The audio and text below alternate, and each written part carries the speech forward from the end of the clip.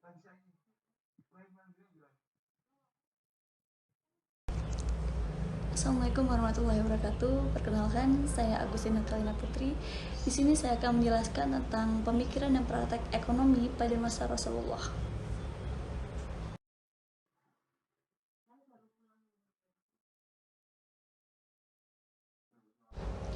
Yang pertama ada sejarah dan latar belakang ekonomi Islam. Ekonomi Islam adalah sistem ekonomi yang dibangun atas dasar agama Islam dan merupakan bagian yang tidak dapat terpisahkan dari agama Islam. Berikut adalah poin penting tentang sejarah dan latar belakang ekonomi Islam. Yang pertama, ekonomi Islam ini muncul sejak Islam diturunkan melalui Nabi Muhammad. Yang kedua, pemikiran ekonomi Islam diawali sejak Nabi Muhammad dipilih sebagai Rasul.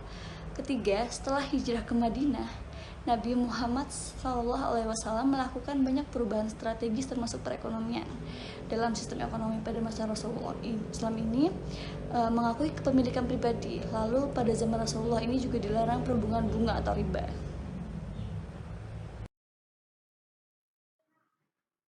Selanjutnya adalah pemikiran ekonomi Islam. Jadi, pemikiran ekonomi Islam ini muncul bersamaan dengan diturunkannya Al-Quran dan pada masa kehidupan Rasulullah pada akhir abad ke-6 Masehi sampai awal abad ke-7 Masehi. Pemikiran ini diawali sejak Nabi Muhammad dipilih sebagai Rasul, sebagai utusan Allah tentunya. Rasulullah mengeluarkan sejumlah kebijakan yang menyangkut berbagai hal yang berkaitan dengan masalah kemasyarakatan, termasuk masalah ekonomi, yaitu setelah hijrah ke Madinah, Rasulullah ini melakukan banyak perubahan strategis termasuk dalam perekonomian. Beberapa langkah strategis yang dilakukan oleh Rasulullah ini dalam masyarakat baru di Madinah, khususnya tentang perekonomiannya. Di antaranya adalah membangun masjid utama, mengeluarkan hak dan kewajiban bagi warga negaranya, membuat konstitusi negara, menyusun sistem pertahanan Madinah, dan meletakkan dasar-dasar sistem keuangan negara tentunya. Dalam sistem ekonomi pada masa Rasulullah ini juga Islam mengakui kepemilikan pribadi. Kaum muslimin berkewajiban mencari nafkah yang halal dan dengan cara yang adil. Lalu pada zaman Rasulullah ini juga mulai ditanamkan larangan pembungaan, yaitu riba. Secara umum, pemikiran ekonomi Islam ini menunjukkan bagaimana prinsip-prinsip keadilan, keberlanjutan, kemakmuran dapat diterapkan dalam sistem ekonomi tentunya.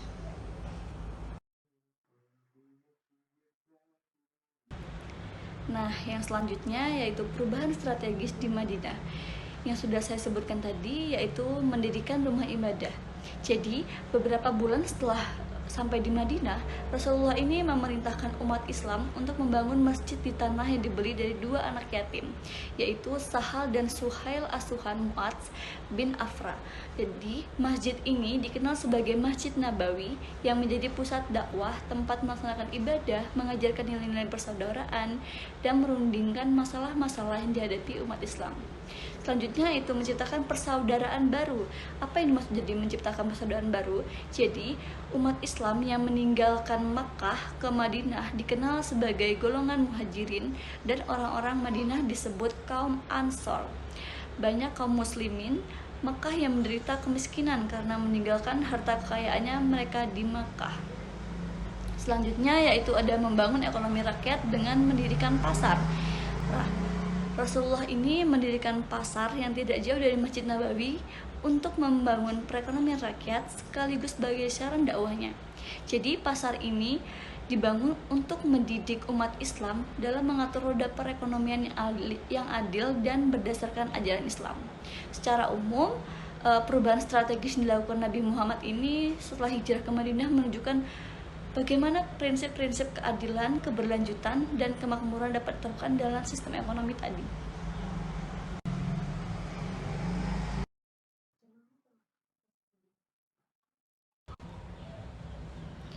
Nah, yang selanjutnya sistem ekonomi pada masa Rasulullah.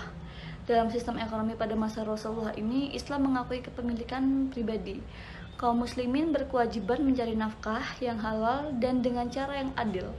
Berikut adalah beberapa prinsip pokok tentang kewajiban ekonomi Islam yang dijelaskan dalam Al-Quran. Allah SAW adalah yang maha segalanya dan penguasa tertinggi sekaligus pemilik absolut seluruh alam semesta ini. Manusia ditugaskan oleh Allah sebagai khalifah di muka bumi ini, bukan sebagai pemilik yang sebenarnya. Dan semua yang dimiliki dan diterima oleh manusia itu atas nikmat Allah. Kekayaan harus berputar dan tidak boleh ditimbun. Eksploitasi ekonomi dalam segala bentuknya termasuk riba harus dihilangkan. Jadi menetapkan berbagai bentuk sedekah baik bersifat wajib maupun sukarela. Lalu pada zaman Rasulullah ini juga mulai ditanamkan larangan pembungaan uang atau riba, sehingga sistem ekonomi pada Rasulullah menunjukkan bagaimana prinsip-prinsip keadilan. Larangan riba. Jadi yang sudah saya jelaskan dari materi sebelumnya, riba ini atau bunga dalam konteks ekonomi adalah salah satu praktek yang dilarang dalam Islam. Itu dari zaman Rasulullah. Larangan ini dimulai ditanamkan pada zaman Rasulullah. Berikut ada beberapa poin tentang larangan riba. Jadi riba ini secara bahasa berarti penambahan, pertumbuhan, kenaikan, dan ketinggian dalam Islam. Memungut riba atau mendapatkan keuntungan berupa riba pinjaman adalah haram hukumnya. Riba termasuk dalam dosa-dosa besar dan mereka yang memakan harta riba akan dilaknat baik di dunia hingga kelak di akhirat. Sistem riba ini menghancurkan ekonomi tentunya, masyarakat bahkan negara. Rasulullah melaknat pemakan riba, orang yang memberi makan riba, saksinya dan penulisnya. Dalam Al-Quran, Allah SAW berfirman, padahal Allah telah menghalalkan jual beli dan mengharamkan riba. Dalam hadis lain, Rasulullah SAW bersabda, Allah melaknat terhadap perbuatan riba, dan orang yang memakan harta riba, dan orang yang menyuguhkan harta riba, dan orang yang menulis riba, dan orang yang menjadi saksi riba. Orang-orang yang memakan riba, menyuguhkan riba, menjadi saksi riba itu sama-sama mengetahui itu riba. Jadi secara umum, larangan riba ini menunjukkan bagaimana prinsip-prinsip keadilan, keberlanjutan, dan kemakmuran dapat diterapkan dalam sistem ekonomi.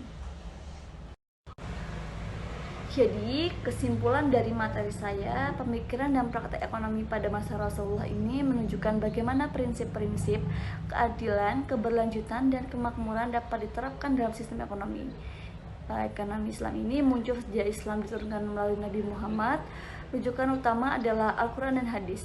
Pemikiran ekonomi Islam diawali sejak Nabi Muhammad dipilih sebagai Rasul setelah hijrah ke Madinah. Nabi Muhammad melakukan banyak perubahan strategis termasuk dalam perekonomiannya. Beberapa langkah yang diambil oleh Rasulullah dalam masyarakat baru di Madinah, khususnya tentang perekonomian, diantaranya adalah membangun masjid utama tadi, merehabilitasi muhajirin Mekah di Madinah, menciptakan kedamaian dalam negara, mengeluarkan hak dan kewajiban bagi warga negaranya, membuat konstitusi negara, menyusun sistem pertahanan Madinah, dan meletakkan dasar-dasar sistem keuangan negara. Dalam sistem ekonomi pada masa Rasulullah ini, Islam mengakui kepemilikan pribadi dan kaum muslimin berkewajiban mencari nafkah yang halal dengan cara yang adil. Pada zaman Rasulullah juga mulai tanamkan larangan pembungaan uang atau riba. Secara umum, pemikiran dan praktek ekonomi pada masa Rasulullah ini menunjukkan bagaimana prinsip-prinsip keadilan, keberlanjutan, dan kemakmuran dapat diterapkan dalam ekonomi Islam. Sekian materi dari saya, kurang lebihnya mohon maaf. Terima kasih. Wassalamualaikum warahmatullahi wabarakatuh.